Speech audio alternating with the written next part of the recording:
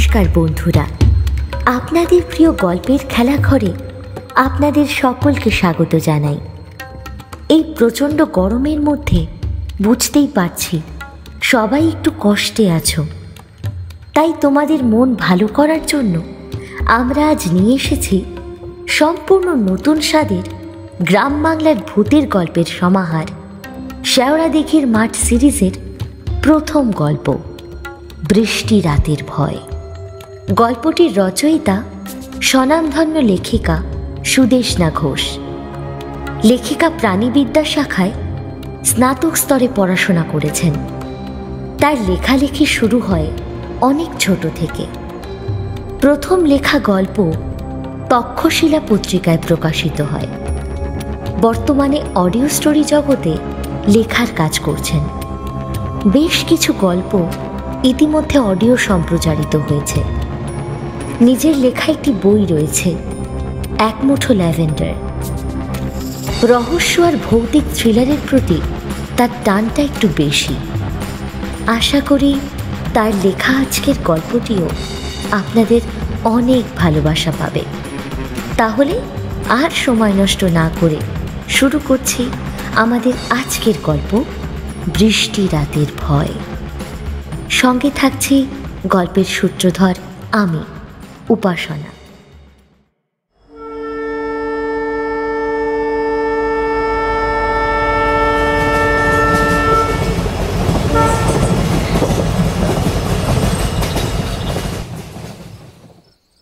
সন্ধ্যার ট্রেনটা চলে যেতেই বঙ্কুদা কাঁধে হাতটা দিয়ে বললেন, শোন, ভয়ের কোনো কারণ নেই। শিবু তো রইল, আর গনসাও আছে। তাছাড়া এ চত্বরে ওসব চোর ডাকাতের ভয় নেই বললেই চলে। লোকজন এ চত্বরে খুব একটা আসে না তেমন, কাজেই ফাঁকা স্টেশন। দিনে 4-5টা ট্রেন বড়জোর। সারা দিন নিজের মতো সময় কাটাস, আর অসুবিধা হলে কিন্তু অবশ্যই টেলিফোনে জানাস। আমি বেশ চড়া করে হাসিটা কান অবধি টেনে নিয়ে গিয়ে বললাম, আশা করি কোনো অসুবিধা হবে না, আপনি নিশ্চিন্তে বাড়ি যান, আমার জন্য চিন্তা করতে হবে না। বঙ্কু শর্মাকে যতটা দেখা যায় দেখার চেষ্টা করলাম, কিন্তু সামনের মাটির রাস্তায় উঠতেই কলাবাগানের ঝোপের পাশ দিয়ে তিনি আস্তে আস্তে অদৃশ্য হয়ে গেলেন। স্টেশনের হলুদ টিমটিমে আলোটা কেবল অসহায়ের মতো জ্বলতে লাগলো নির্বিকার শূন্য হয়ে, আর মেঠো পথটাও কেমন যেন গুঁটিসুটি মেরে পড়ে রইল। বঙ্কুদা আজকে এ তল্লাটে এসেছিল আমাকে কাজ বুঝিয়ে দিতে। উনি এখান থেকে 7 কিমি দূরে অন্য একটা রেল স্টেশনে পতাকা দেখানোর কাজ করেন। কাজ বলতে ট্রেন এলে পতাকা দেখিয়েও হুইসেল বাজিয়ে পাস করিয়ে দেওয়া, আর ট্রেন ঢোকার মিনিট 5-7 আগে রাস্তার দুধারে যে ক্রসিং রয়েছে সেটাকে লাগিয়ে দেওয়া, আবার ট্রেন চলে গেলে সেটাকে ওপরে তুলে দেওয়া। আমারও সেই একই কাজ, বঙ্কুদার মতোই। তবে কাজ আজ থেকেই শুরু। বলতে গেলে আজই আমার কর্মজীবনের প্রথম দিন। কিন্তু প্রথম দিনই মনটা কেমন মুষড়ে গেল। তার প্রধান কারণ হচ্ছে এই অজ গ্রাম আর নির্জন রেলওয়ে প্ল্যাটফর্ম। পাশে কখন শিবু এসে দাঁড়িয়েছে খেয়ালই করিনি। শিবুকে দেখে ওকে উদ্দেশ্য করে বললাম, কিছু বলবে শিবু? শিবু খানিকটা মাথা নিচু করল, তারপর আমতা আমতা করে বলল, মানে ঝড় আসছে তো, বাপরে মাঠ থেকে লইয়া যাইতে হইবে। বাপডার পায়ে বড় কষ্ট, হাঁটতে চলতে পারে না। রাত্রির বেলা ঝড় হইলে ঘর হইবে কেমনে, আমি তাই লইয়া যাবো। বললাম, হ্যাঁ, তুমি যাও যাও। আচ্ছা, গনসা কোথায়? আপনার লগে তরকারি কাটতেছিল, এখন দেখলাম স্টেশনের পিছনে লুকাই লুকাই বিড়ি টানতেছে। আর বিশেষ কোনো কথা বাড়ালাম না। শিবুকে চলে যেতে বলে নিজে এসে বসলাম একটা লাল রং করা প্ল্যাটফর্মের বেঞ্চে। তখন সন্ধে উত্তীর্ণ হয়ে রাত হয়ে আসছে। শিবু আর গনসার বয়স বেশি নয়, 18-19 দুটো কিশোর ছেলে। তবে পোশাক আশাক দেখে মনে হয় নেহাতি পেটের দায় এই সমস্ত কাজ করছে। ওদের মধ্যে একজনকে আজ থেকে রাতে কোয়ার্টারে থাকতে বলেছি। বিনিময় না হোক করা টাকাই দিয়ে দেবো, কিন্তু এমন ধ্যাড় গ্রামে একা থাকার সাহস হবে না আমার। গ্রামে যখন পা রাখলাম তখন আস্তে আস্তে যে কটা বাড়ি চোখে পড়েছিল তার মধ্যে প্রায় সব কটা বাড়িই মাটির। তবে কারোর কারোর মাথার উপরে টিন দেওয়া নয়তো খড়ের ছাউনি। সব কটা বাড়িতেই প্রায় গরু ছাগলের গোয়াল রয়েছে। সকলেই যে নিম্ন মধ্যবিত্ত শ্রেণীর মানুষ সেটা দেখেই বোঝা যাচ্ছিল। মনের ভিতর যে আশা নিয়ে প্রথম চাকরি করতে এসেছিলাম, যেন সেই আশা ধপ করে নিভে গেল। ভেবেছিলাম অন্তত একটা ভালো জায়গাতে পোস্টিং পড়বে, কিন্তু শেষে কিনা এই গণ্ড গ্রামে। যাক, কি আর করা যাবে, হয়তো কপালে এটাই ছিল। পড়াশোনায় খুব একটা ভালো কোনোদিন ছিলাম না, তবে হ্যাঁ, পড়াশোনাটা করতাম। কলেজ শেষ করতেই খবরের কাগজের কর্মখালির বিজ্ঞাপনে দেখেছিলাম রেলে কর্মী নিয়োগ হচ্ছে। সেখানেই আবেদন করা, তাও প্রায় 1 বছর আগে। আর গত মাসের একদম শেষ সপ্তাহে চাকরির খবর আসে। ডাকযোগে বাড়িতে চিঠি এসেছিল। তখন অবধি জানতাম না এই হাসানখালি গ্রামের আসল চিত্রটা কি। আমার পোস্টিং হাসানখালি গ্রাম থেকে কয়েক মাইল দূরে অবস্থিত হাবিবপুর রেল স্টেশনে। এখানকার গ্রুপ ডি পদের কাজ। ভেবেছিলাম হয়তো কাউকে পাবো, কিন্তু এসে দেখি পুরো ফাঁকা। ভাগ্যিস প্রথম দিনের জন্য পেয়েছিলাম বঙ্কুদাকে, না হলে যে কি হতো কে জানে। বঙ্কুদা আমার পাড়ার লোক। আমি এখানে চাকরি পেয়েছি শুনেই বঙ্কুদা বলেছিল, নতুন জায়গা তো, যখন প্রথমবার যাবি আমি তোর সাথেই যাব। একেবারে গাগঞ্জ তো, তার ওপর ওখানে বোধহয় কোনো স্টেশন মাস্টার নেই। প্রথম দিন তোকে একটু শিখিয়ে পড়িয়ে দেব। তারপর গতকাল বিকেলের হাওড়া থেকে নদিয়াগামী লোকাল ট্রেন ধরে শিয়ালপুর এসে এক রাত সেখানকার হোটেলে কাটিয়ে আজকে ভোর রাতে সেখান থেকে গঙ্গা পেরিয়ে দিয়াগঞ্জ, তারপর আবার সেখান থেকে বাসে করে হাসানখালি গ্রামে। এখানে পৌঁছে বাড়িতে টেলিফোন মারফত সমস্ত খবর পৌঁছে দিয়ে এবং আমার এখানে আসা সমস্ত চিঠিপত্র হেড অফিসের ডাকে পাঠিয়ে আমাকে হাতে হাতে কাজ শিখিয়ে সমস্ত কাজ শেষ করে তবেই গেল বঙ্কুদা। সাথে দুজন ছেলে গণেশ আর শিবুকে যে কাজে রাখা হয়েছে তাদেরও সমস্ত বিবরণ পুঙ্খানুপুঙ্খভাবে হেড অফিসের চিঠিতে জানানো হয়েছে। প্ল্যাটফর্মের দুই পাশে তাকিয়ে দেখলাম মোটে 2টো দোকান। তার মধ্যে একজন তাড়াতাড়ি পাত্তারি গুটিয়ে বাড়ি যাওয়ার চেষ্টা করছে, আর একটা দোকানে টিমটিমে একটা হলুদ আলো জ্বলছে। দূর থেকে দোকানটিকে দেখে যেন মনে হচ্ছে এ কোন প্রাগৈতিহাসিক গল্পের উপাদান। আমি ফাঁকা প্ল্যাটফর্মে বেঞ্চের উপর বসতেই উপলব্ধি করলাম একটা ঠান্ডা জোলো বাতাস আমার সারা শরীরময় যেন খেলা করে বেড়াচ্ছে। আকাশের দিকে তাকিয়ে দেখলাম চাঁদ বা তারা কিছুই দেখা যাচ্ছে না, তার বদলে ঘোর কালো মেঘে আকাশটা ঢাকা। ঠান্ডা বাতাসের গতি বাড়ার সঙ্গে সঙ্গে সেই ক্রমশ বুঝিয়ে দিচ্ছে ঝড় বা বৃষ্টি আসন্ন। স্টেশনের ধারে কোয়ার্টারটা দেখেই বুকের ভেতরটা কেমন যেন ছ্যাঁত করে উঠল। কোনো মতে সিমেন্ট দিয়ে বানানো একখানা মাথা গোঁজার ঠাই, সামনে সিঁড়ি দিয়ে উঠে রেলিং পেরিয়ে এক ফালি বারান্দা, তার থেকে সামনে এগোলে পরপর 2টো ঘর। একটা মোটামুটি বসবাসযোগ্য, আর একটা সামান্য বসার জায়গাটুকু অবধি শ্রেয়। মাথার ওপর টিনের ছাউনি, সামান্য দূরে ঘরের পিছনে কলঘর। সেটার অবস্থাও আরও শোচনীয়। বসে বসে মা বাবা আত্মীয় স্বজনদের কথা চিন্তা করছি, আর মাঝে মাঝে বাতাস এসে কাঁপুনি ধরে দিচ্ছে। ধীরে ধীরে নিজেকে মনে মনে প্রস্তুত করছিলাম এই প্রত্যন্ত অজপাড়া গায়ে থাকবো বলে। নিজের ছেলেবেলা, নিজের স্কুল, নিজের কলেজ, পুরনো সব বন্ধুদের ছেড়ে এখানে কাজের টানে মাত্র কটা পয়সার জন্য এসেছি। এই সমস্ত কথা ভাবতে ভাবতেই মনটা যেন খারাপ হয়ে আবার একাকিত্ব অনুভব করতে লাগলাম। নানান রকমের এলোমেলো প্রশ্ন মাথার মধ্যে ঘুরপাক খাচ্ছে। নানান রকম ভয় এসে গলা টিপে জাপটে ধরছে। আসলে সত্যি কথা বলতে কি, পুরুষ মানুষ হলেও ছোট থেকেই আমার মনের মধ্যে ভয় বিষয়টা বেশ ভালো মতোই আছে। কলকাতার মতো শহরে আজীবন কাটানোর পরে এ গ্রামে মানিয়ে নেওয়ার বিষয়টা নিয়ে বড্ড ভয়েই আছি। বঙ্কুদা অবশ্য বলল এদিকের গ্রামের লোকজনগুলো নাকি বেশ ভালো স্বভাবের হয়, কিন্তু আমি কতটা মানিয়ে নিতে পারবো সে ব্যাপারে ঘোর সন্দেহ। কিন্তু তবুও নিজের পায়ে দাঁড়ানো এবং নিজে জীবনে কিছু একটা করে দেখানোর জেদি হয়তো আজকে আমাকে 42 কিলোমিটার দূরের এই অজপাড়া গায়ে নিয়ে এসেছে। বসে বসে এইসব ইতিবৃত্ত চিন্তা করছি, এমন সময় হঠাৎই কানে বেশ চাপা স্বরের ফিসফিসে একটা শব্দ ভেসে এলো। শুনছেন? একটা লোকের শব্দ। আচমকায় পিছন ফিরে দেখলাম, না, আমারই ভুল। একজন না, বরং 4 জন এসে দাঁড়িয়েছেন আমার পিছনে। তারা অপলকভাবে আমার দিকে তাকিয়ে আছে, ঠিক যেন আমি কোনো অন্য জগতের বাসিন্দা, ভুল করে চলে এসেছি এখানে। আমি আরও একবার নিজের দিক থেকে যতটা সম্ভব পারা যায় পরীক্ষা করে নিলাম। না, সবই ঠিকঠাকই আছে, অন্তত অবাক হওয়ার মতো কিছুই নেই।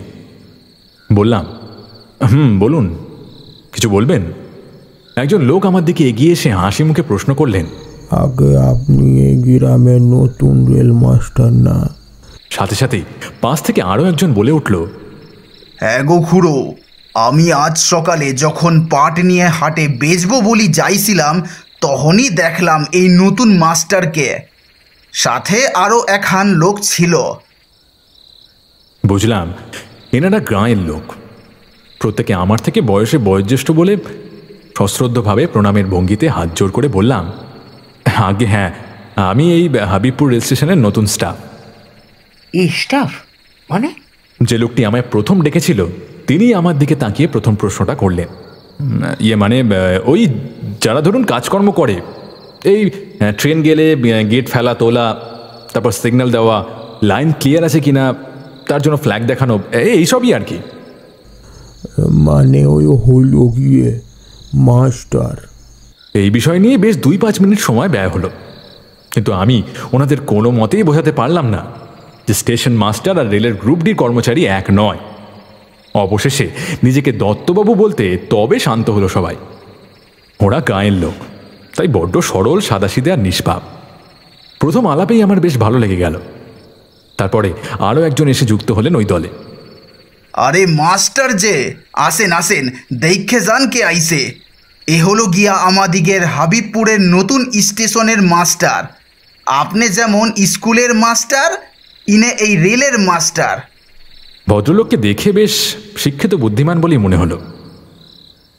বয়স আন্দাজ আমার সমসাময়িকই হবে।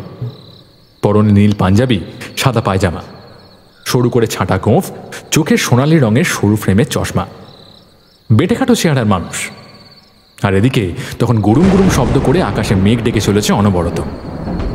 বাকিরা যাকে মাস্টার বলে সম্বোধন করলেন তিনি বললেন, বলছি বৃষ্টি আসবে মনে হচ্ছে, তো চলুন না সকলে মিলে ঘোষদা চায়ের দোকানে গিয়ে বসি। আপনি তো নতুন তাই জানেন না, আমরা এই সন্ধেবেলা যে যার কাজ মিটিয়ে স্টেশনে আসি ঘোষদার চায়ের দোকানে আড্ডা দিতে। আর ঘোষদা তার হাতের চায়ের কোনো জবাব নেই, তাই চা খেতে খেতে আড্ডাটাও বেশ খানিক্ষণ চলে। তা আপনিও আসুন না, বেশ ভালোই লাগবে। কারণ আমাদের আড্ডায় একেবারে হিন্দি সিনেমা থেকে পাশের বাড়ির লোকের হাঁড়ির খবর সবই চলে। আসুন আসুন। আচ্ছা, আপনার নামটা কি? আমি ওনার কথা শুনে একগাল হেসে বললাম, আগে আমি নরোত্তম দত্ত। প্রস্তাবটা নেহাত মন্দ নয়, চলুন তাহলে চা খেতে খেতে পরিচয় করা যাবে না হয়। সবাই মিলে চায়ের দোকানে গিয়ে বসতেই বাইরে হুড়মুড়িয়ে বৃষ্টি নামল। ঝমঝম শব্দে সে কি বৃষ্টি! অমন মুষলধারে বৃষ্টি কখনো চোখে দেখিনি আমি। তার সাথে তীব্র ঝোড়ো হাওয়া। এই টিমটিমে আলো জ্বলতে থাকা দোকানের টিনটা কখন না উড়ে চলে যায় এই বলে ভয় করতে লাগলো। দোকানদার লোকটি প্রায় মাঝবয়সী, চেহারা স্বাস্থ্য বেশ ভালোই, তবে চেহারায় দারিদ্রতার ছাপ বেশ স্পষ্ট রয়েছে। পরনে একটা সাদা পাজামা আর গায়ে একটা হালকা বাদামি রঙের ছোট হাতা জামা। তার করুণ চোখ দুটো দেখে মনে হয় অনেক দিনের দারিদ্রতাকে সঙ্গী করে ঘুরছেন। ঘোষদা, কারে লাইসি দেখো, আমাদের গ্রামের নতুন স্টেশনের মাস্টার দত্তবাবু। হ্যাঁ, এই যে দত্তবাবু, ইনি হলেন গা আমাদের ঘোষদা। এই ইনার চা আর মুড়ি মাখার কোনো তুলনা নাই। লোকটি আমায় দেখে হাসল। বসেন মাস্টার বসেন। হ্যাঁ, কিন্তু এমন দিনে এলেন দোকানে চাল বন্ধ করে ভেতরে না বসলে যে বৃষ্টিতে পুরো ভিজে যাবেন। বলেই উনি দোকানের সামনের ঝাঁপটা অর্ধেক করে দিলেন আর নিচে দুটো বাঁশ দিয়ে সোজা করে রেখে দিলেন পাল্লাটা। তাতে ছাট কিছুটা কমলো বটে, কিন্তু ওই সামান্য জায়গায় একরকম জড়সড় হয়েই বসতে হলো। কিন্তু বিধি বা মম, চিরিক চিরিক করতে করতে 0 পাওয়ারের ল্যাম্পটা গেল কেটে। পুরো ঘরটা একেবারে কালো অন্ধকারে ঢেকে গেল নিমেষেই। ঘোষদা, আলোটা জ্বালাও তো, একেবারে অন্ধকার হয়ে গেল। তাহলে দত্তবাবু, ততক্ষণে পরিচয় পর্বটা সেরে ফেলা যাক নাকি, কি বলেন? এই বলে উনি বলতে আরম্ভ করলেন, আমি রবীন্দ্র সরকার, হাসানখালী হাই স্কুলের মাস্টার মশাই। লোকেই ইয়ার্কি মেরে আমাকে রবি মাস্টার বলে ডাকে। আর এই সকালে কটা গাঁয়ের ছেলেপিলেকে পড়াই বাড়িতে। আমার অবশ্য আসল বাড়ি বাঁকুড়াতে, এখন পরিবার নিয়ে এই গাঁয়েই পাকাপোক্তভাবে বসবাস শুরু করেছি। তাও ধরুন প্রায় দেখতে দেখতে বছর 10 কেটে গেল এখানে আছি। কত স্মৃতি, কত আবেগ, কত গল্প। তবে হ্যাঁ, আর একটা মজার বিষয়, কত যে ভূতের সাথে দেখা হলো তার বলবার বিষয় রাখে না। রবিবাবুর কথা শেষ হতে না হতেই খস করে একটা দেশলাই জ্বালানোর শব্দ হলো। তারপর টিমটিমে আলোর লণ্ঠনটা জ্বলে উঠল, আর মুহূর্তের মধ্যে কালো মিশমিশে অন্ধকারটা একটা হলুদ আলোর ছটায় ক্রমশ দূরে সরে গেল। তবে মাঝে মধ্যে প্রবল হাওয়ার দাপটে সেই লণ্ঠনের শিখাও কাঁপতে লাগলো বাতাসের বেগের সাথে। চোখের সামনে পরপর 6 জনের মূর্তি আবার প্রকট হলো। আমি এবার একটা চওড়া হাসি দিয়ে বললাম, আমি তো আগেই বলে দিলাম আমার নাম নরোত্তম দত্ত, নিবাস কলকাতা, বাড়িতে বাবা মা, দাদু ঠাকুমা, কাকু কাকিমা আর দাদা ভাই বোনদের নিয়ে ভরা সংসার। মানে এক কথায় যাকে বলে একান্নবর্তী পরিবার। বাবা সরকারি অফিসে কেরানির চাকরি করতেন, আমি বংশের 3 নম্বর ছেলে। কলেজ পাস দিয়ে চাকরি পেয়ে যেতেই চলে আসি এই হাসানখালিতে। গ্রামের অন্য একজন বয়স্ক ভদ্রলোক বললেন, আমি দিনুচার সাতরা, গায়ে কয়েক ঘর জমি জায়গা আছে, তাই নিয়েই দেখতে দেখতে 40টা বছর পার কইরা দিলুম। বাকিরা তো। উনি আরও কিছু বলতে যাচ্ছিলেন, কিন্তু মাঝপথে রবীন্দ্রবাবু থামিয়ে দিয়ে বললেন, আরে ও দিনুবাবু, মাস্টার তো শহরের লোক, তুমি এই হাসানখালির ভাষাটা ছেড়ে আমাদের ভাষায় কথা বলো না, নাহলে কি করে বুঝবেন উনি? না না, ঠিক আছে ঠিক আছে, আমি বুঝতে পারছি ওনার কথা। এই দেখছেন মাস্টার, একদম ভয় লাগেছি। না না, কথা কান একদম ঠিক কয়েছেন, আমি কলকাতার ভাষাতেই কইছি। এই বলে উনি ওনার বুক পকেট থেকে একটা হাতে পাকানো বিড়ি বার করে সেটাকে ধরিয়ে আবার বলতে লাগলেন, আমার দাদারা সব চলে যায় শহরে, কেউ কাজ, কেউ চাকরি, কেউ আবার ব্যবসা। একা বাপ ঠাকুরদার বেটে জমি আঁকড়ে পড়ে থাকি আমি। এককালে আমাকেও পুলিশের থেকে লোক নেওয়ার জন্য ডেকেছিল, কিন্তু যাইনি। পাছে বউটা কষ্ট পায়, তাই আর কেউ দেখার লোক নেই। এই বলে বেশ হতাশ সুরে একটা দীর্ঘ নিঃশ্বাস ছেড়ে আবার বলে উঠলেন, আজ এত কাল হয়ে গেল বাবু, ভগবান আর আমার দিকে মুখ তুলে চাইলেন না। জীবনের একটা ইচ্ছে, তাও অপূর্ণ রয়ে গেল। এ জনমে একখানা ছেলের মুখ আর দেখা হলো না। ওনার কথাগুলো শুনে বাকিদের সাথে আমার মনটাও খুব খারাপ হয়ে গেল। আমরা সকলেই বেশ কিছুক্ষণ চুপচাপ নিজেদের চায়ের গ্লাসে চুমুক দিতে লাগলাম। পরিস্থিতি হালকা করার জন্য রবীন্দ্রবাবু বেশ মজা করেই বলে উঠলেন, আরে আপনাকে তো বলাই হয়নি, আমাদের দিনুদা কিন্তু বেশ বহু পাগল, বৌদিকে ছাড়া কিছু বোঝেন না উনি। সারাদিন কেবল বউ বউ। পাশ থেকে কে যেন এই কথাটা বলল দিনু সাঁতরার উদ্দেশ্যে। দিনু সাঁতরা লোকটার বয়স 40-এর নিচেই হবে, বেশ লম্বা চওড়া, তবে সবসময় মুখে হাসি। সম্ভবত উনিই আমায় প্রথম ডেকেছিলেন। আচ্ছা, এই রবীন্দ্রবাবু কি যেন বললেন তখন, ভূতের কথা নাকি কি একটা? আরে নরোত্তম বাবু, তার আগে আপনি বলে সম্বোধন করাটা ছাড়ুন তো, এখানে সবাই দাদা। আর তাছাড়া আমি তোমার থেকে খুব একটা বয়সে বড়ও নই। ম্যাট্রিক পাস করার পরেই আমি চাকরিটা পেয়েছিলাম, তারপর চাকরি করতে করতে পড়াশোনাও চালিয়েছি, তাই এখানে আমরা সবাই প্রায় সমবয়সী, সেজন্য তুমিই ঠিক আছে। তাই এবার আপনি থেকে তুমিতে নেমে এসো ভায়া। আমার কিন্তু বেশ ভালো লাগছিল ওনাদের কথাগুলো শুনে। এতক্ষণ ধরে একা থাকার যে ভয়টা পাচ্ছিলাম, তাই মানুষগুলোর সাথে বসে গল্প করতে করতে ধীরে ধীরে কেটে যাচ্ছিল। আমিও যেন ধীরে ধীরে মিশে যাচ্ছিলাম হাসানখালির মানুষগুলোর সাথে।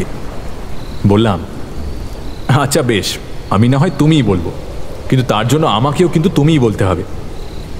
আর বাকিরাও কিন্তু দয়া করে আমায় তুমি বলেই সম্বোধন করবেন, কারণ ওই বাবু টাবু শুনতে না আমার কীরকম একটা যেন লাগে। আমার কথা শুনে রবীন্দ্রদা সহ সকলে হো হো করে হেসে উঠে বলল, আচ্ছা আচ্ছা ঠিক আছে, তবে তাই হবে মাস্টার। হাসতে হাসতে রবীন্দ্রদা বললেন, তবে ভায়া আজ তো প্রথম দিন, তাই ভুল ত্রুটি কিন্তু মার্জনীয়। আমি ওনার কথায় বেশ লজ্জায় পড়ে গেলাম। বললাম, আরে এমা, না না, ছি ছি ছি, এরকম বলবে না, আমি আপনাদের থেকে বয়সে অনেকটাই ছোট। এবার গ্রামবাসীদের মধ্যে থেকে একজন বলে উঠল, তাহলে আজ থেকে আমাগো রবি তাগো লা হয় রবি মাস্টার কমু। আর নতুন মাস্টার গো, শুধু মাস্টার।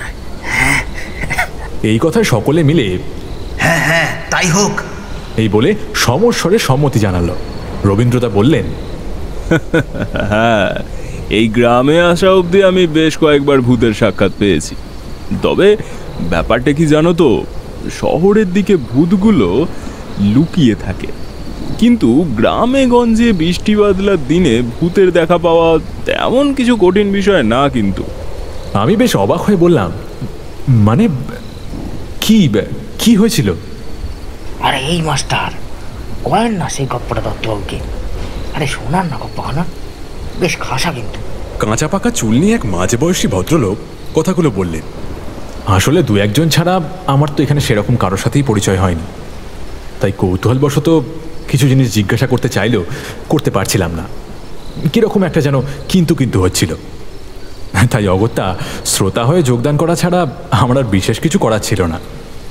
রবীন্দ্রদা বললেন, সে ঘটনার কথা তো বলাই যায়, কিন্তু আমি শুধু একা নই, এরপরে আপনাদেরও কিন্তু বলতে হবে আপনাদের জীবনের ঘটনাগুলো। ওনার এই কথার উত্তরে সবাই একসাথে হ্যাঁ হ্যাঁ, হোক হোক বলে উঠলেন। রবীন্দ্রদা খুক খুক করে দুবার গলাটা ঝেড়ে নিয়ে বলতে আরম্ভ করলেন, আসলে কি জানো তো নরোত্তম, এখানে আমরা যারা রয়েছি তাদের সকলেই জীবনে কোনো না কোনো সময় ভূত বা অলৌকিক ঘটনার সাক্ষী হয়েছি। তোমার সঙ্গে কথা শুরু করার সময় বিষয়টা নিয়ে ঠাট্টা করলেও বিষয়টা আমাদের কাছে কিন্তু বাস্তব থেকে কম কিছু নয়।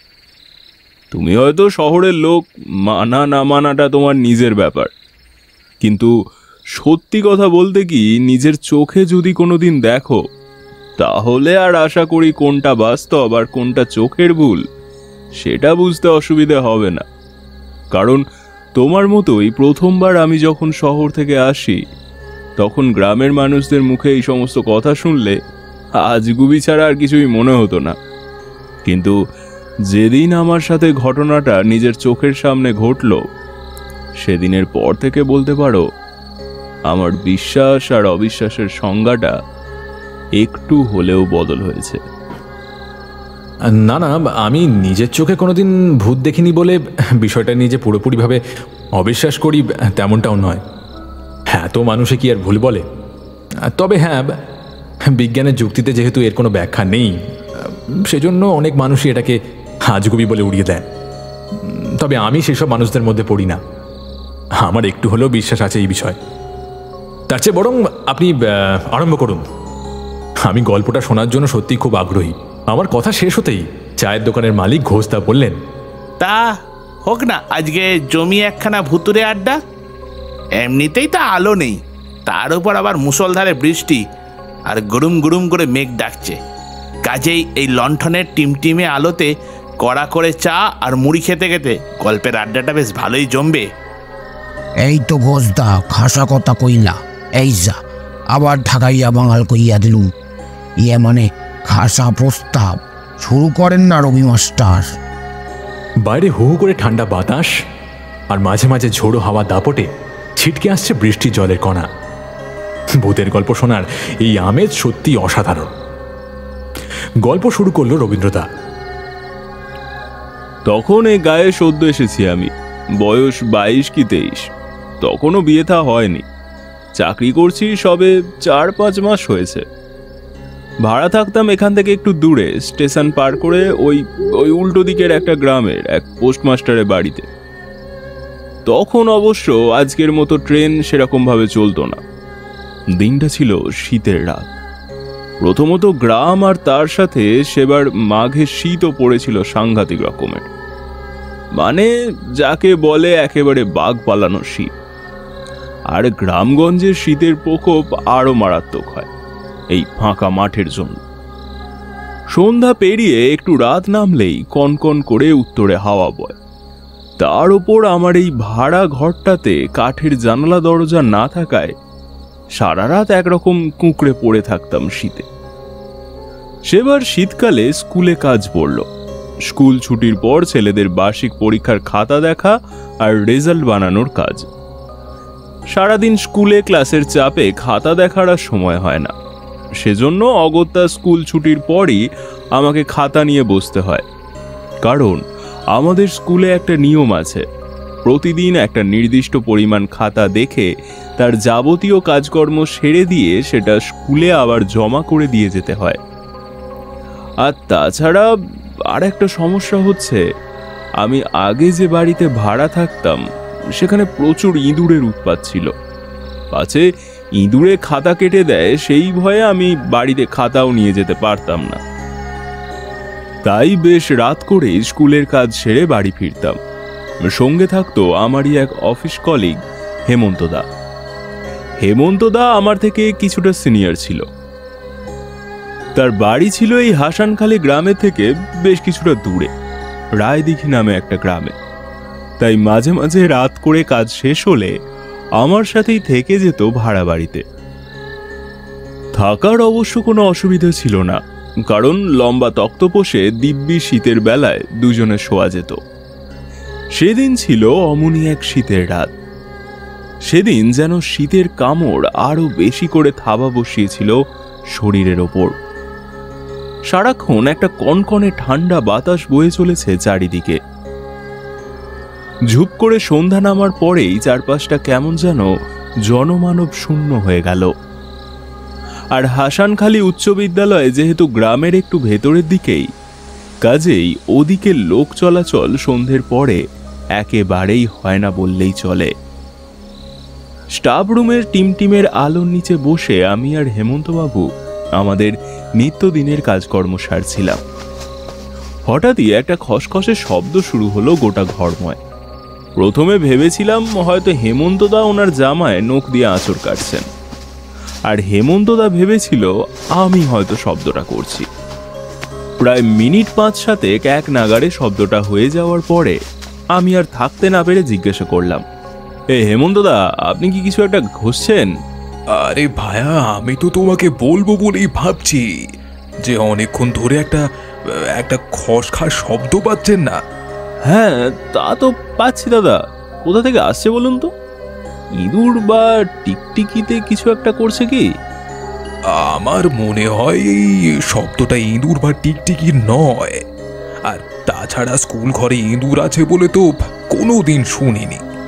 তুমি আসার আগে থেকে স্কুলে আছি, কই এতদিন তো কিছু জানতাম না। চলো বাইরে গিয়ে একবার দেখে আসি, বুঝলে? হ্যাঁ, চলুন তবে। আমার বিষয়টা বেশ বিরক্তিই লাগছিল। এমন শীতের রাতে এতক্ষণ চেয়ারে বসে জায়গাটা গরম করার পর সেটাকে ছেড়ে যেতে কার আর ভালো লাগে বলো? তার ওপর শুধুমাত্র আবার কোথাকার খসখস শব্দের জন্য। কিন্তু মন না চাইলেও যেতে হলো। চেয়ার ছেড়ে উঠতেই শীতে কাঁপুনি ধরে গেল সারা শরীরে। দাঁতে দাঁত লেগে যায় এরকম কাঁপুনি দিয়ে ঘর ছেড়ে বাইরে বেরোলাম। ব্যাস, অবাক কাণ্ড, সেই খসখস শব্দটা আর নেই। টর্চের আলো জ্বালিয়ে এদিক ওদিক ভালো করে খুঁজেও তেমন কিছুই নজরে এলো না। বুঝলে রবীন্দ্র, মনে হচ্ছে ভাম বেড়াল টেড়াল হতে পারে হয়তো। ওনার কথা শুনে বেশ বিরক্তই হলাম মনে মনে, কিন্তু মুখে কিছু বলতে পারলাম না। যতই হোক হেমন্তদা একজন সিনিয়র মানুষ। নিজের হাত ঘড়িটার দিকে একবার তাকিয়ে নিয়ে বললাম, বলছি প্রায় 7:30টার উপর তো বাজলো। এবার আমাদের তাড়াতাড়ি বাড়ি পৌঁছতে হবে। আর মাত্র 2টো খাতা রয়েছে, সে 2টো দেখে নিয়েই রওনা দেওয়া যাক, নাকি কি বলেন? হ্যাঁ হ্যাঁ, আরে রাত বিরেতে ওই সব ভাম বেড়ালেরই কাজকর্ম। চলো রবীন্দ্র, বরং খাতাগুলো সেরে নিয়ে তাড়াতাড়ি বাড়ির দিকে রওনা দেওয়া যাক। ততক্ষণে মুড়ি মাখা আর আরেক কাপ করে চা সবার জন্য এসে গেছে। এই বাদলা দিন বলে 1 কাপ করে চা খেয়ে প্রথমে কারোরই পোষায়নি, তাই গল্প শুরুর আগেই ঘোষদাকে আর 1 কাপ করে চায়ের অর্ডার দেওয়া হয়েছিল। 1 চুমুক চা গলায় ঢেলে 1 মুঠো মুড়ি খেয়ে বুঝতে পারলাম মুড়ি মাখার স্বাদ সত্যি অতুলনীয়। মুখের ভিতরে 1 খাবলা মুড়ি দিতেই বুঝতে পারলাম নানান ধরনের জিনিসের মিশ্রণে তৈরি এটা। সাথে পুরু দুধের চায়ের স্বাদটা ঠিক যেন অমৃতের সমান। একদিকে বাইরে এরকম বৃষ্টি, আর সাথে এরকম মুখরোচক মুড়ি ভাজা আর খাঁটি দুধের চা। সেই অনুভূতি খাতায় কলমে লিখে বোঝানো সম্ভব নয়। আমি জীবনে ছোটবেলা থেকে মুড়ি খুব একটা পছন্দ করতাম না, অথচ এই পরিবেশে সেই মুড়ির স্বাদটাই যেন অমৃতের সমান লাগছিল। আর গল্প শুনতে শুনতে কেমন একটা ঘোর লেগে গেছিল। আমি নিজে এরপর বলে উঠলাম, তারপর মানে তারপর কি হলো? আমার কথা শুনে রবীন্দ্রদা মুচকি হেসে আবার বলতে শুরু করলেন, তারপর পেছন ফিরে সবে 2-3 পা এগিয়েছি, হঠাৎ আবার সেই শব্দটা কানে এলো। কিন্তু এবারে সেই শব্দটার সাথে আর একটা শব্দ যোগ হয়েছে।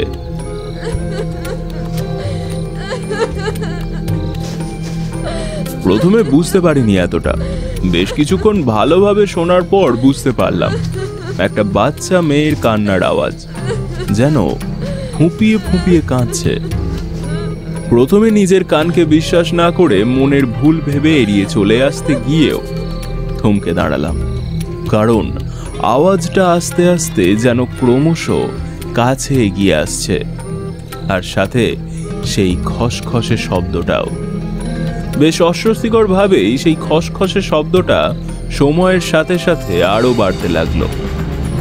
এবার আমার মনের মধ্যেও বেশ ভয় হতে লাগলো, কারণ আমি হয়তো নিজের কানে ভুলভাল শুনতে পারি, কিন্তু হেমন্ত দাও একসাথে শুনছেন সেই আওয়াজটা। দ্বিতীয়বার ঘরের ভিতর প্রবেশ করতে গিয়েও থমকে দাঁড়ালাম দুজনে। খসখসে শব্দটা যেন এবার ক্রমশ এগিয়ে আসছে আমাদের দিকেই, সঙ্গে আরো তীব্র হচ্ছে মেয়েটির ফুঁপিয়ে ফুঁপিয়ে কান্নার আওয়াজ। কেউ ভীষণ কষ্ট পেলে ঠিক যেভাবে কাঁদে, ঠিক সেই রকম শব্দ। এবার দুজনেই প্রায় একসাথে পিছন ফিরে তাকালাম। যতদূর চোখ যায় স্কুলের বারান্দাটা, আর সেটা পেরিয়ে দূরে চলে গেছে দিগন্ত বিস্তৃত মাঠ। তার পাশে এক বিশাল নারকেল বাগান আর বড় দরিয়ার পুকুর ঘাট। কিন্তু আওয়াজটা আসছে স্কুলের বাইরে থেকেই। এই রবীন্দ্র, এই শুনতে পাচ্ছ? বলছি, এত রাতে ঠিক কে কাঁদবে বলো তো এখানে? হ্যাঁ, সেটাই তো বুঝতে পারছি না হেমন্তদা। এতদিন ধরে চাকরি করছি এখানে, এরকম ঘটনা তো কোনোদিন ঘটেনি।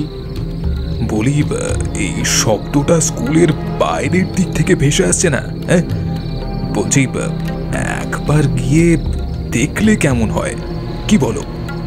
আমি প্রথমে ভাবলাম বলি যে এমন শীতের রাতে এরকম চেঁচে পড়ে বিপদে পড়ার কোনো দরকার আছে কি? একই সন্ধেবেলা নির্জন জনবসতিহীন প্রান্তর, এসব যে চোর ডাকাতের ফাঁদ নয় তা আপনি ভাবছেন কি করে? কিন্তু সাহস করে একটা কথাও বলতে পারলাম না। এবারও মুখ বন্ধ করে থাকলাম সিনিয়র স্যারের কাছে। আমার তখন মনের ভিতর ভীষণ রকমের অস্বস্তি শুরু হয়েছে। মোটেই এই সমস্ত ব্যাপারে বাড়াবাড়িটা ভালো লাগছিল না, কিন্তু একেবারে নতুন জায়গা, তার উপর আবার রাতও হয়েছে, আর তার সাথে পাল্লা দিয়ে শীতের প্রকট ঠান্ডা যেন ক্রমশ বেড়েই চলেছে। সেদিন মনে মনে হেমন্তদাকে বেশ কয়েকটা গালিগালাজও করে দিয়েছিলাম অতি উৎসাহের জন্য, কিন্তু কিছু উপায় না পেয়ে মাথা গরম করে লাভ হবে না দেখে অগত্যা হেমন্তদার সাথেই এক পা করে বাইরে বেরোলাম স্কুলের। দুজনের হাতে শুধু দুটো টর্চ ছাড়া আর কিছুই নেই। বাইরে বেরোতেই শীত যেন আরো জাঁকিয়ে ধরল শরীরের ওপর। হাতের আঙুলগুলো যেন অবশ হয়ে গেল ধীরে ধীরে ঠান্ডার চোটে। সেই সঙ্গে কান্নার শব্দটা এবার আরো অনেক বেশি কাছ থেকে শোনালো।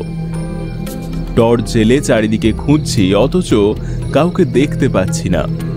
অথচ কান্নার আওয়াজ আর সেই খসখসে শব্দটা আরো স্পষ্ট শোনা যাচ্ছে। চারপাশে টর্চটা ঘুরিয়ে ঘুরিয়ে দেখতে দেখতে একটা জায়গায় টর্চের আলোটা এসে থেমে গেল, আর সাথে সাথেই আমার হাত থেকে ধপাস করে পড়ে গেল টর্চটা। আমি সেদিন যা দৃশ্য দেখেছিলাম তার কথা ভাবলে আজও আমার গায়ের লোম পুরো খাড়া হয়ে ওঠে। টর্চের আলোতে আমি স্পষ্ট দেখেছিলাম এক নারী মূর্তি স্কুলের ভিতরের বড় আম গাছটার ডালের সাথে গলায় দড়ি দিয়ে ঝুলছে। তার জিভটা অস্বাভাবিক রকম বেরিয়ে রয়েছে আর চোখ দুটো আমাদের দুজনের দিকে ঘোরানো। মুখের মধ্যে একটা কুটিল হাসি ফুটে উঠেছে আর মাঝে মাঝে ভীষণ শব্দ করে ডুকরে ডুকরে কেঁদে উঠছে সেই নারী মূর্তিটা। আর খসখস শব্দটা তার দোলার সাথে সাথে হচ্ছে গাছের ডালের সাথে গলার দড়িটার ঘষা লেগে। তার পা দুটো শূন্যে ঝুলছে আর বাতাসের দোলায় ভীষণ রকম দুলছে আর সে ভীষণ চিৎকার করে কাঁদছে।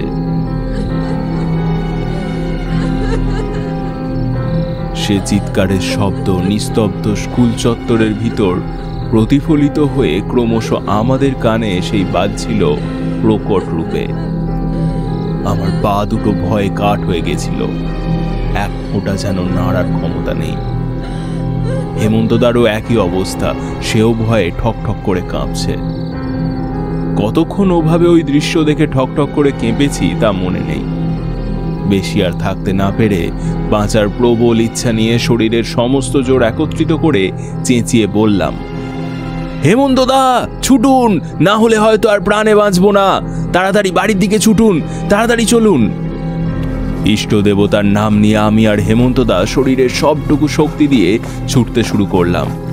কিন্তু যতবারই পেছনে তাকাচ্ছি ততবারই দেখতে পাচ্ছি সেই নারী মূর্তি আমাদের পেছন থেকে তীব্রতর বেগে হাওয়ায় ভেসে আসছে। তার মুখের আকৃতি যেন আরো ভয়ানক হয়ে উঠেছে, জিভটা পুরো গলা অবধি ঝুলছে আর তার জ্বলন্ত চোখগুলো যেন ঠিকরে বেরিয়ে আসতে চাইছে। ছুটতে ছুটতে গ্রামের একদম মাথা অবধি এসে পৌঁছালাম। তখনও দেখতে পেলাম সেই নারী মূর্তি হাওয়ার মধ্যে যেন গোল গোল হয়ে ঘুরছে মাঠের মাঝখানে। গ্রামের সীমানা ঢুকতেই একটা রক্ষাকালী মন্দির। আমরা দুজনে তাড়াতাড়ি করে সেই মন্দিরে উঠে গেলাম মাকে প্রণাম ঠুকে। বেশ কিছুক্ষণ হাঁপাতে হাঁপাতে একটু বিশ্রাম নিয়ে দেখি আমাদের সামনে বা পিছনে আর কেউ আসছে না। আমরা দুজনেই এতটাই ভয় পেয়ে গেছিলাম, সারাটা রাত সেই মন্দিরের চত্বরে কাটিয়ে সকালে ভোরের আলো ফুটতে মায়ের আশীর্বাদ নিয়ে নির্বিঘ্নে আমরা ঘরে পৌঁছালাম। সেদিন রাত্রে মন্দির চত্বরে বসেও আমরা দুজনেই কেউ আর ঘুমোতে পারিনি। এই ঘটনার পিছনের আসল কারণ জানার জন্য মনটা বড়ই উৎসুক হয়েছিল। বাড়ি ফেরার পর টানা 3 দিন জ্বর, বেহুশ হয়ে পড়েছিলাম। সেজন্য আর স্কুলেও যেতে পারিনি আমরা দুজনের কেউই। স্কুলের হেডমাস্টার মশাই আমাদের দুজনের বাড়িতেই লোক পাঠিয়ে খবর নিয়েছিলেন। 3 দিন পর আমরা যেদিন প্রথম স্কুলে গেলাম সেদিন অবশ্য আমাদের ভয় পাওয়ার বিষয়টা সম্বন্ধে গোটা গ্রামের লোক থেকে শুরু করে স্কুলের সকলেই জেনে গিয়েছে। আমাদের দেখে স্কুলের দারোয়ান রতনলাল বলেছিল, মাস্টার ছোট মুখে এখন বড় কথা কইছি, রাগ করেন না। আসলে আমি বিগত 20 বছর ধরে এই স্কুলের পাহারাদারগিরি করছি, তাই ঘটনাখানা আমি জানলেও আপনাদেরকে জানাতে সাহস করি না। আপনারা দুজনেই অনেক রাত পর্যন্ত এখানে কাজ করেন, পাশেই আমার কথাই আপনারা ভয় পাইয়ে যান। আসলে কথা হলো গিয়া ওই স্কুলে যে বাগানখানা আছে, ওই বাগানখানা কিন্তু একদমই ভালো নয়। স্কুলের দিনের বেলায় কোনো সমস্যা নাই, যত সমস্যা শুরু হয় ওই সন্ধ্যের পর থেকে। আমাদের বাপ ঠাকুরদার মুখে শুনেছিলাম ওই স্কুলের বাগানখানা ওইখানে নাকি 60 থেকে 70 বছর আগে এখন গৃহস্থী বাড়ির বউ নাকি গলায় দড়ি দিয়ে মরেছিল। ওই সংসারের চাপে হবে হয়তো। আমি বেশ কৌতূহলী হয়ে জিজ্ঞাসা করলাম, সংসারের চাপে কেন? দেখুন কথা, আমি যতদূর জানি ওই মেয়ে ছেলেটা নাকি বাঁজা ছিল, তার লাগে নাকি ওর ঘরের স্বামী, শাউরি, শ্বশুর আর ঘরের আরও সব লোকজন ওর সঙ্গে অনেক খারাপ ব্যবহার করতো, অনেক দুর্ব্যবহার করতো। তো সে আর সহ্য করতে পারলো না, পরে গলায় দড়ি খান দেয়। আমি আরও শুনেছিলাম ওই বেচারি নাকি ছোটোবেলা থেকে অবাগী ছিল। ছেলেবেলায় নাকি তার বাপ মা মরে যাওয়ার পর সে এক মামার কাছে মানুষ হয়। ওই মামাই নাকি তার বিয়া দিয়েছিল, কিন্তু বিয়ে হয়ে যাওয়ার 3-4 বছর পার হয়ে গেলে তার কোনো বাচ্চা কাচ্চা হয় না। তখন সৌর বাড়ির লোকজন তাকে গালিমন্দ করতে লাগলো। আমি এটাও শুনেছি যে তারা নাকি ওই পোলাটার নাকি আরেকবার বিয়ে দেবে বলে ঠিক করেছিল, আর বলেছিল সেই মেয়েটা যেন তার বাপের বাড়ি চলে যায়। ওই সেই কষ্টেই নাকি ওই মেয়েটা গলায় দড়ি নিয়েছিল। তারপর থেকেই নাকি অনেকেই রাতের বেলায় তাকে ওইখানে দেখেছে। আপনাদিগের হঠাৎ করে তো জ্বর আসার কথা লয়, সেই দিন রেটে কি তবে? আমি আর হেমন্তদা একে অপরের মুখ চাওয়াচাবি করে অবশেষে সমস্ত ঘটনা খুলে বললাম রতনলালকে। আমাদের সব কথা শুনে মাথা নিচু করে রইল রতনলাল। তারপর বলল, বড় জোর বাইসা গেছেন গো আপনাকে কপাল ভাইলো।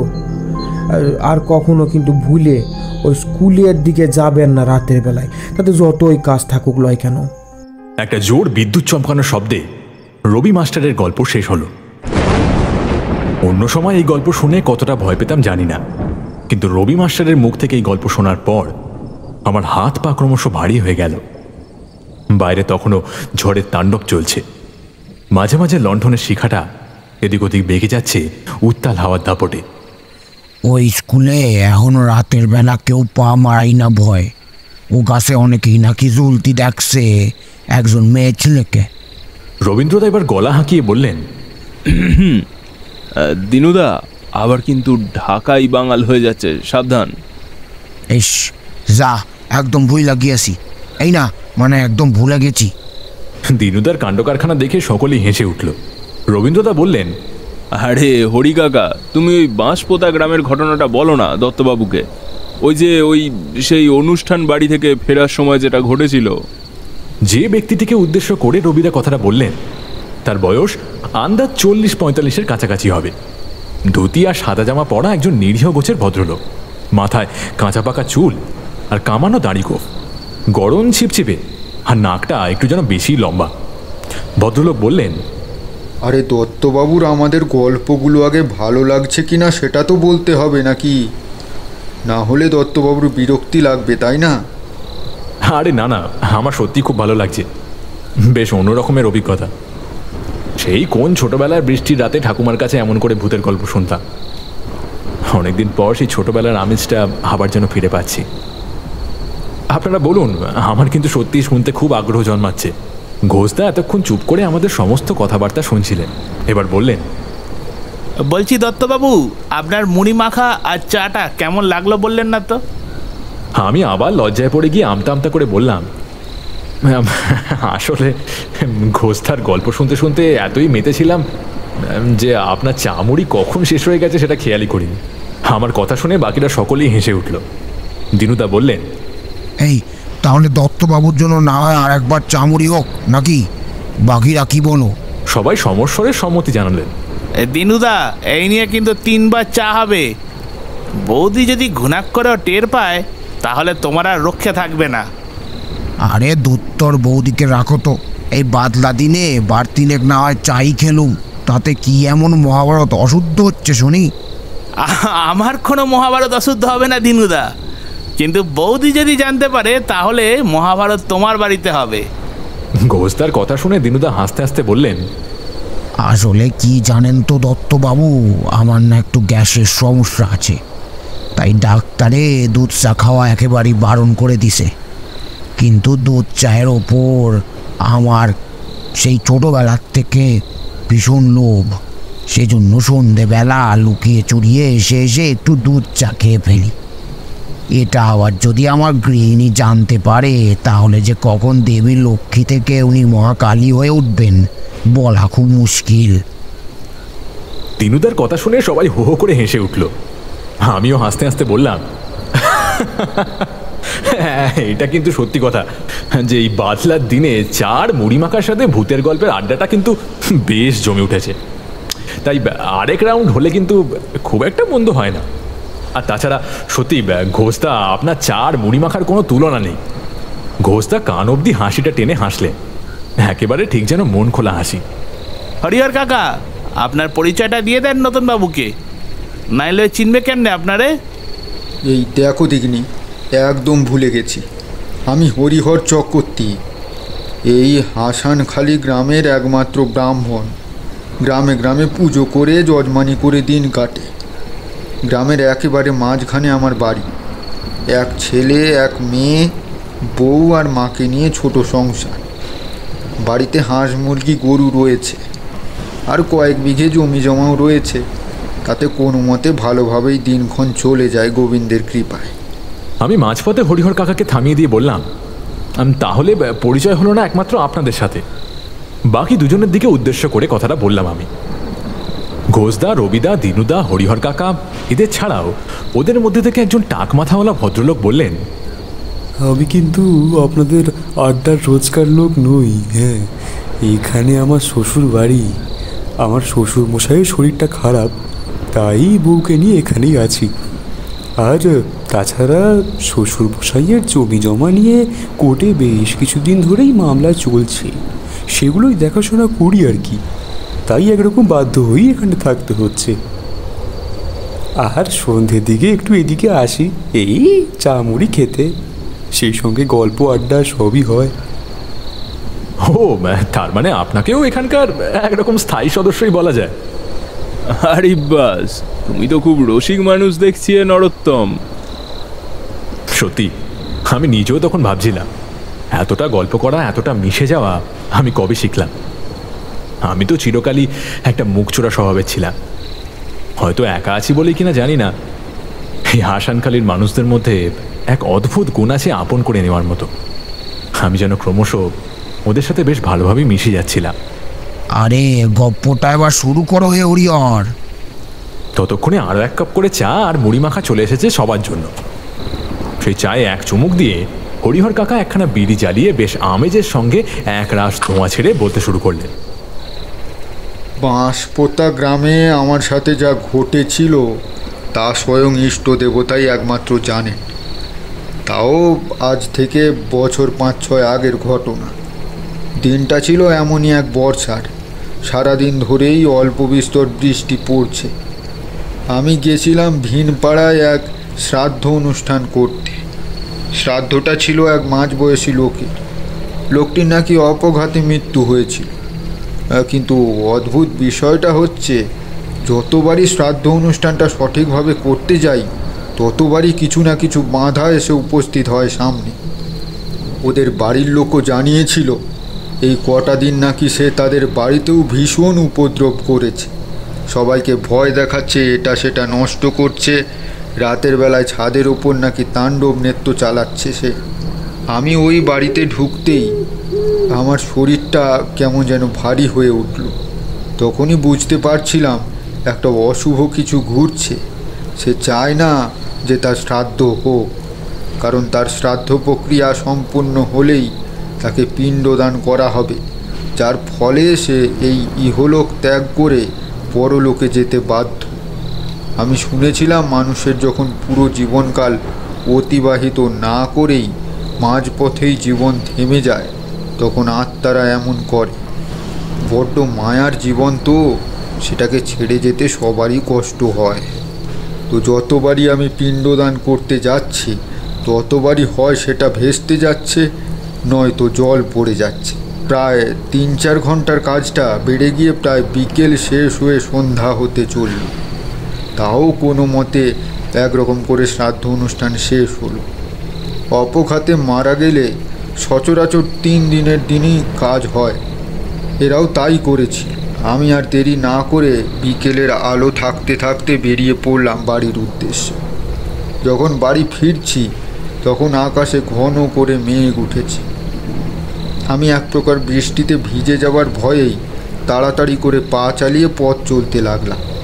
এদিকে বৃষ্টির দিন, তার সাথে আকাশে ঘন কালো মেঘ থাকায় খুব তাড়াতাড়ি সন্ধেটাও নেমে এলো। পথে একটা লোকজনও চোখে পড়ছে না। একেই অন্ধকার পথ, তার মধ্যে আবার শুরু হলো বর্ষাকালের তীক্ষ্ণ ফলার মতো বৃষ্টি। বৃষ্টির দাপটে এক প্রকার চোখের সামনের জিনিসও সোজা করে দেখতে পাওয়া যায় না। কোনো মতে তড়িঘড়ি হাঁটতে হাঁটতে ভিজে কাপড় চোপড় নিয়ে ওই গাঁয়ের একদম শেষ মাথাতে এসে পৌঁছেছি। মনে হলো কেউ যেন ঠিক আমার পেছন থেকেই নাম ধরে ডাকল, হরিহর। প্রথমবারে পিছন ঘুরে তাকালাম না। মনের ভুল ভেবে আবার পথ চলতে লাগলাম আরও জোরে। কিন্তু আমি যতই পথ চলতে থাকি না কেন, সেই শব্দ কিন্তু অনবরত হচ্ছে। এবারে শব্দটা আরও স্পষ্ট শুনতে পেলাম, ঠিক যেন আমার নাম ধরে কেউ ডাকলো, হরিহর, ও হরিহর। এবার আমি মাঝ রাস্তাতেই থমকে দাঁড়িয়ে পড়লাম। ঠিক আমার পেছন থেকেই শব্দটা আসছে, পুরুষালী ভারী কণ্ঠ। আমার আস্তে আস্তে গলা শুকিয়ে গেল, কিন্তু পিছনে ফিরে কাউকেই দেখতে পেলাম না। তখনও চোখ সওয়া আবছা আলো রয়েছে আকাশে। আবার পথ চলতে লাগলাম। এবার সামনেই রয়েছে শ্যাওলা দিঘির মাঠ। সেই মাঠের সম্বন্ধে অনেক বদনাম শুনেছি। এই অঞ্চলের অনেক জমিদাররা নাকি ওই মাঠের নিচে অনেককেই জীবন্ত কবর দিয়েছিল। তাদেরই অতৃপ্ত আত্মা নাকি আজও ওখানে ঘুরে বেড়ায়। মনে মনে এবার ভয় ধরতে আরম্ভ করলো। বেশ কিছুদিন আগে গ্রামের কয়েকজন লোক নাকি ওখানে রাত্রে ভূতেদের উৎসব হতে দেখেছে, অথচ সকালবেলা সব ফাঁকা শুনশান মাঠ, কোনো উৎসবের চিহ্ন অবধি নেই। গ্রামের যারা একটু বয়োজ্যেষ্ঠ তারা নাকি বলেন ও জায়গায় নাকি আত্মাদের আতুর ঘর।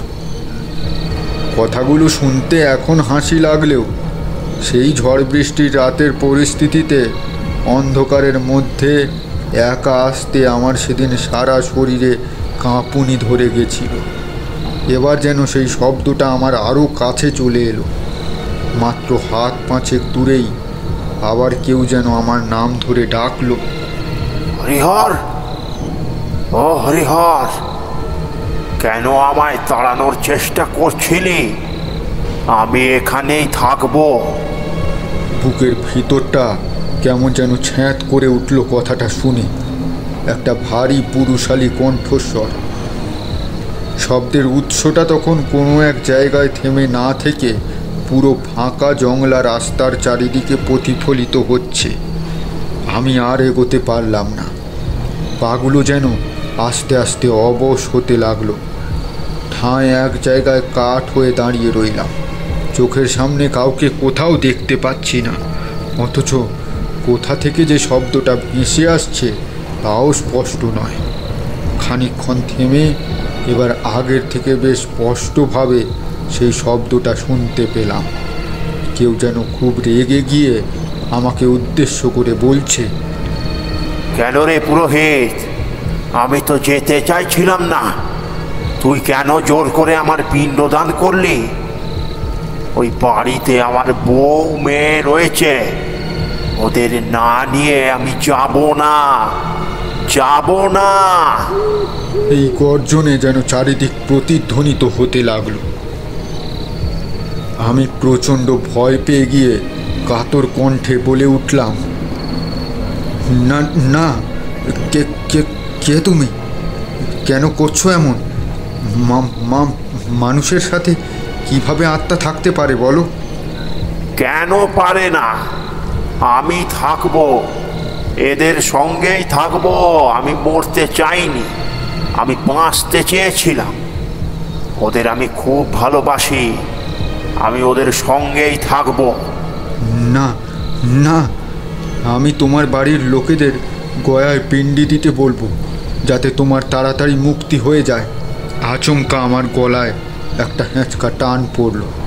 সঙ্গে সঙ্গে আমি মাটিতে ছিটকে পড়ে গেলাম সেই আচমকা টানে। সে আমার গলার সাথে পেঁচিয়ে ধরেছে গামছাটা। আমি বহু কষ্ট করেও টেনে ছাড়াতে পারলাম না।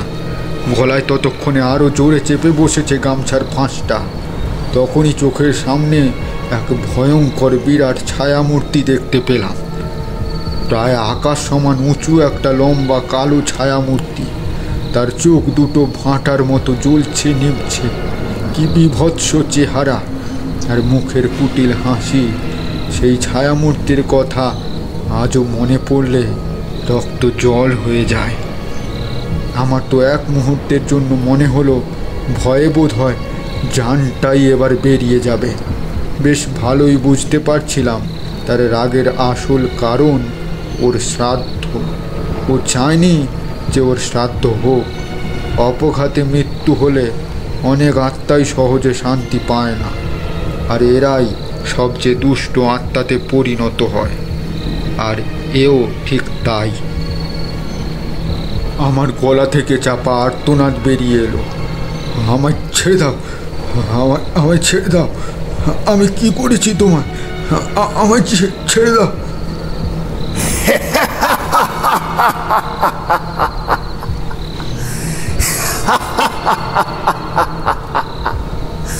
তোকে ছাড়লে হয় বল? আমার সাথে নিয়ে যাব তো তোকে, তখন দেখবি সবাইকে ছেড়ে থাকতে কেমন কষ্ট হয়, কেমন যন্ত্রণা হয়। আমার যেরকম কষ্ট যন্ত্রণাটা এখন হচ্ছে সেটা তো তোকে উপভোগ করতে হবে বল, তাই না? হ্যাঁ হ্যাঁ। এই বলে গলার ফাঁসটা আরো চিপে ধরে। আমার বাড়ি থেকে তুই আমাকেই তাড়াবি? এত বড় সাহস তোর! আয় আমার সাথে আয়। তখন গামছাটা গলায় আরো মারাত্মকভাবে চেপে বসেছে। আমার পক্ষে আর সহ্য করা সম্ভব হচ্ছে না। মনে হচ্ছিল এই বুঝি প্রাণটা বেরিয়ে গেল। বুকের ওপর ক্রমশ হাঁপুড় উঠছে, চোখে মুখে অন্ধকার দেখছি। খুব কষ্ট করে শেষবারের মতো বললাম, আমায় আমায় ক্ষমা করে দাও, আমায় ছেড়ে দাও। আমি আর কখনো আসবো না এই গ্রামে, তোমাদের বাড়িও না। সেই লম্বা ছায়ামূর্তিটা এবার চার পায়ে মাকড়সার মতো লাফিয়ে লাফিয়ে এ গাছ থেকে ও গাছে ঘুরে বেড়াতে লাগলো, আর তার সাথে এক ভয়ঙ্কর রকমের বিকট হাসি। সেই হাসির শব্দে কান ফাটার জোগাড়। ততক্ষণে আমার দম প্রায় শেষ হয়ে এসেছে। ক্রমশ চোখের সামনে অন্ধকার দেখছি। মনে হচ্ছে এই যাত্রায় আর বেঁচে ফেরা হবে না। দমটা বের হব করছে, ঠিক তখনই অনুভব করলাম সজোরে কাছে পিঠের মধ্যেই একটা বিকট শব্দে বাজ পড়ল। তার সাথে সাথেই শুরু হলো মুষলধারে বৃষ্টি। সেই কালো লম্বা ছায়ামূর্তিটা তখন ওরকম বিভৎস ভাবটা ছেড়ে দিয়ে প্রচণ্ড রাগে গর্জন করতে করতে আমার সামনে এসে দাঁড়িয়েছে। হঠাৎ ঝোড়ো বাতাসের দাপটে আমার গলার পৈতেটা হাতে এসে ঠেকলো। বুঝতে পারলাম আমার ইষ্ট দেবতা ইশারা করছেন। কোনো দিকে না তাকিয়ে চোখ বুজে এক মনে আমার গুরুদেবের কথা স্মরণ করতে লাগলাম। ব্রাহ্মণ দীক্ষার সময় উনি আমায় যে গুরুমন্ত্র দিয়েছিলেন সেই মন্ত্র মনে মনে উচ্চারণ করতে শুরু করলাম। মিনিট কয়েক এইভাবে চলার পর মনে হলো যেন গলার ফাঁসটা ক্রমশ আলগা হচ্ছে। ভয়ের চোটে আমি কোনো মতে মন্ত্র জপ করা বন্ধ করতে পারলাম না।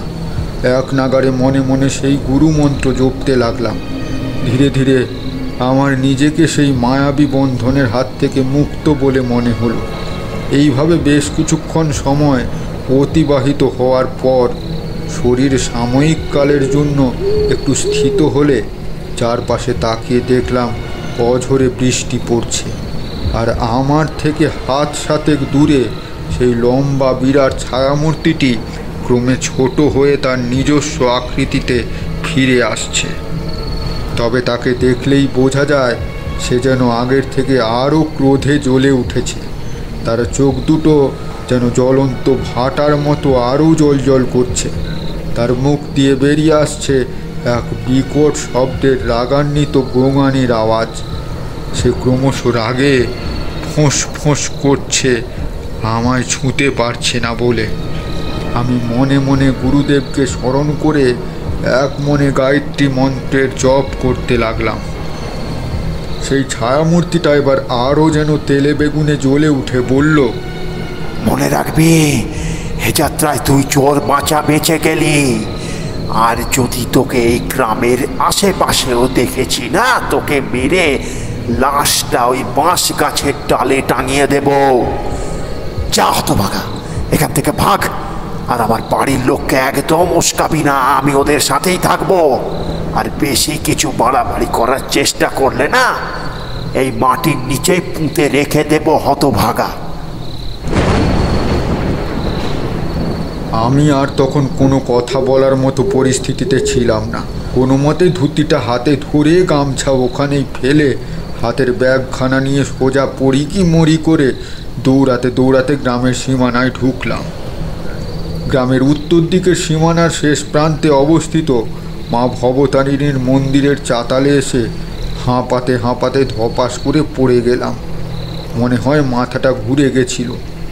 কত দূর থেকে ওইভাবে ছুটে আসছিলাম তো, তাই শ্বাস আটকে যাওয়ার উপক্রম হয়েছিল, তাই অজ্ঞান হয়ে যাই।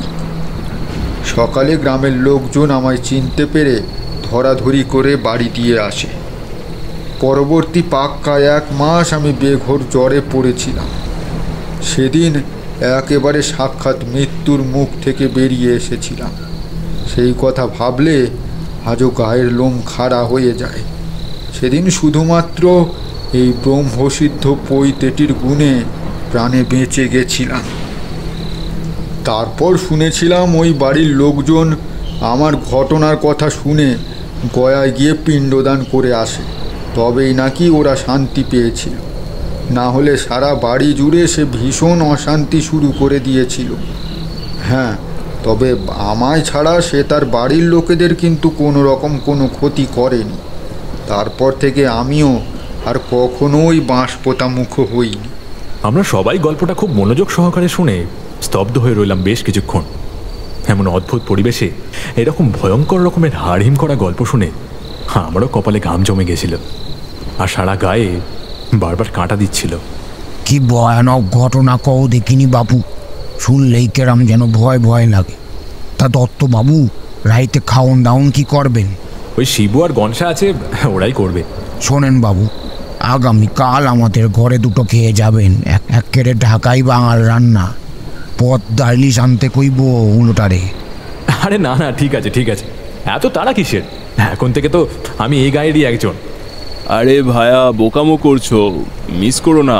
বৌদি যা রান্না করে না, একবার খেলে আবার খেতে ইচ্ছা করবে, মুখে লেগে থাকার মতো। আচ্ছা বেশ, তাহলে কালই না হয় যাও। বাইরে ততক্ষণে বৃষ্টির বেগ সামান্য কমে এসেছে। ঘোষদা দোকানের সামনের পাল্লা দুটো আবার ওপরে তুলে দিয়ে চারদিকে দেখে বললেন, এই বৃষ্টি কিন্তু একেবারে ছাড়ার নয়, তবে কিছুটা কমেছে। আর রাত তো নেহাত মন্দ হলো না। চলুন সকলে মিলে এবার বাড়ির দিকে যাওয়া যাক, আমায় আবার কাল ভোরে এসে দোকান খুলতে হবে। হ্যাঁ রে ঘোষ, উঠি, এই চলেন সবাই। আমি একটু মজার ছলে বললাম, তাহলে হরিহর কাকা, পৈতের অনেক গুণ আছে, কি বলেন? তা তো আছেই গো, না হলে কি আর এখনো সশরীরে আমাকে এরকম দেখতে পাও? ওটা না থাকলে হয়তো সেদিন রাতেই লাশ হয়ে যেতাম। ঘোষদা দোকানে তালা বন্ধ করে দিয়ে বার কয়েক ভগবানকে প্রণাম করে দোকানের চাবিটা জামার পকেটের ভেতর ঢুকিয়ে বললেন, আপনারা যান, দত্তবাবুকে আমি কোয়ার্টার অবধি ছেড়ে দিয়ে আসছি। না না, আমরা দাঁড়াচ্ছি, আপনি আসুন না। আমি বেশি কথা বাড়ালাম না। হাতে টর্চ নিয়ে প্ল্যাটফর্মের উপর দিয়ে হাঁটতে হাঁটতে সোজা চলে এলাম কোয়ার্টারে। ওদিকে গনসা আর শিবুকে দেখলাম বেশ কয়েক পদ রান্নাও করে রেখেছে। অনেক ধন্যবাদ ঘোষদা। আরে নিজেদের লোকেদের মধ্যে আবার ধন্যবাদ কিসের? রোজ সন্ধ্যেতেই তো আড্ডা বসবে, আপনি তো এখন ওখানকার নিত্যযাত্রী। আমি ঘোষদার কথা শুনে হাসলাম। ঘোষদা বলল, কাল আমার সাথে একটা ঘটনা কথা বলবো, কেমন? আজ তবে আসি, ঘরে আবার বউ একা আছে, ছেলে পুলিগুলো সব মামা ঘরে গেছে। হ্যাঁ হ্যাঁ ঠিক আছে, আসুন, শুভরাত্রি। টর্চের এক বিন্দু আলোয় দেখতে পেলাম দূরের মেঠো পথ কলাবাগানের ঝোপের পাশ দিয়ে কোথায় যেন মিলিয়ে গেছে।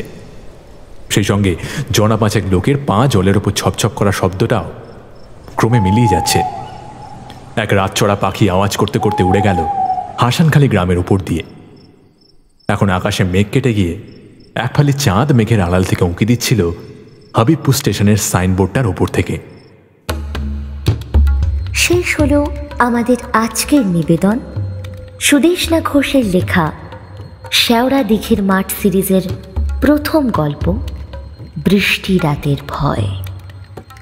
গল্প পাঠে ও কথকের ভূমিকায় তাপস, বঙ্কুদার চরিত্রে প্রভাকর, শিবুর চরিত্রে পল্লব, গ্রামের বয়স্ক খুড়ো ও রতনলালের চরিত্রে বাসব, রবীন্দ্রদার চরিত্রে দীপ, ঘোষদার চরিত্রে রাজদীপ, দিনুদার চরিত্রে ঋতদীপ, হেমন্তদার চরিত্রে সধ্যায়, হরিহরবাবুর চরিত্রে সূর্যশঙ্কর, টাকমাথাওয়ালা ভদ্রলোকের চরিত্রে দেবাদ্রি, পুরুষালী ভারী কণ্ঠে প্রমিত, গ্রামের লোক ও অন্যান্য চরিত্রে সাগ্নিক ও স্বপ্নদীপ, গল্পের সূত্রধর আমি উপাসনা, পোস্টার সম্পাদনায় শুভদীপ, শব্দগ্রহণ সহ পরিচালনা ও প্রযোজনায় শুভদীপ, সমগ্র গল্পটির পরিচালনায় স্বপ্নদীপ। আশা করি আজকের গল্পটি আপনাদের ভালো লেগেছে। এরকম আরও অনেক সুন্দর সুন্দর গল্প শুনতে আমাদের গল্পের খেলাঘর ইউটিউব চ্যানেলটিকে লাইক, শেয়ার ও কমেন্ট করে আমাদের পাশে থাকবেন। আজকের মতো বিদায় নিচ্ছি, আবার আপনাদের কাছে ফিরব খুব শীঘ্রই নতুন গল্প নিয়ে। ততক্ষণ ভালো থাকবেন, সুস্থ থাকবেন। নমস্কার।